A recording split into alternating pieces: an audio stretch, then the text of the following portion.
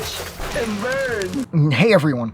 So tonight I want to discuss a movie that I absolutely hate, and that is The Reflecting Skin. Now, the director, Philip Ridley, if memory serves, he said that this movie was about a mythical interpretation of childhood. And in order for a myth to be proper, it needs a few things going on in order to create sort of that heightened sense of importance and to sort of create the legendary status. And this movie has all that, but this is more down to earth in the sense that the only thing mythical about this, I think really, the only way that this could be seen as mythical would be through the eyes of the main protagonist slash antagonist, Seth, the kid. And that's because he's mentally ill.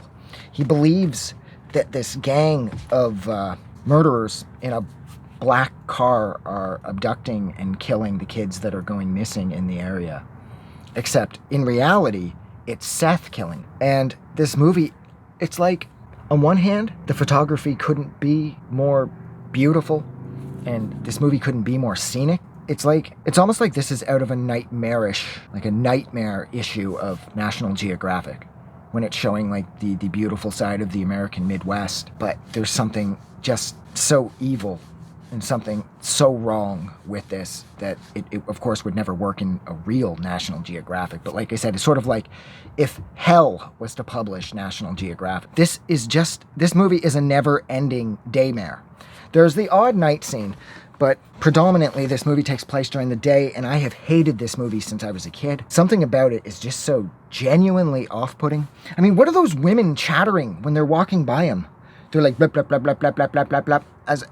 Did that happen? Or was that in Seth's head too? I mean, the whole time, Seth believes that the widow, whose name, of course, sensibly enough, is Dolphin Blue, she's a vampire. Because she tells him that she is, and he's a kid, of course, and he's mentally ill. Or mentally unstable / ill.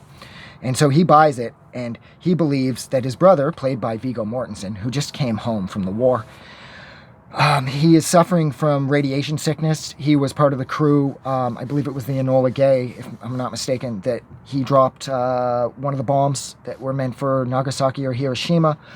And he was so close to the bomb, be it fat man or little boy, that his hair is falling out and his gums are bleeding and things like that because he's, I imagine, slowly dying due to radiation poisoning. And the reason I keep moving and itching is because I'm being eaten alive by the fucking mosquitoes out here. But yeah, so he ends up getting involved with the widow, Dolphin Blue, and Seth believes that she's a vampire who's sucking the life out of his brother, and that's why his brother's losing his hair and whatnot. So in addition to killing his friends and finding a baby that's a dead baby, because that always happens. I don't know about you. I have found countless dead babies as a kid. Everywhere I go, I'd be tripping over them. Oh, fuck, another dead baby. Look, dead baby. Dead baby. It's like fucking Blood Meridian. Look, there's a tree of dead babies. So yeah, in addition to that, he kills Dolphin Blue because he believes she's a vampire. And that's how the movie ends.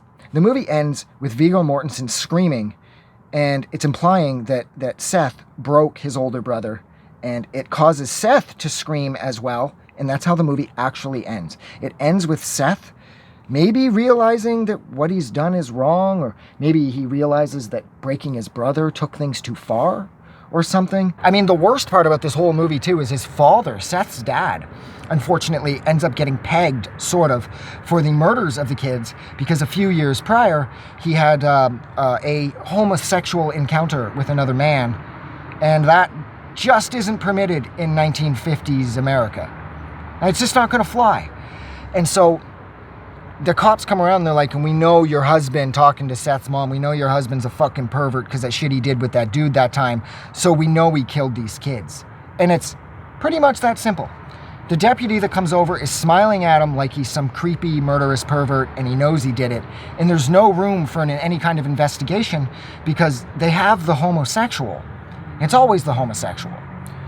And so the cops aren't going to dig any deeper. I mean, had they, they would have discovered that it wasn't the father, that it was actually the son, which really isn't much better. But nonetheless, this propels his father into this endless state of grief and fear and panic that it gets so bad that he decides the best thing to do is to Seth and his family run the gas station.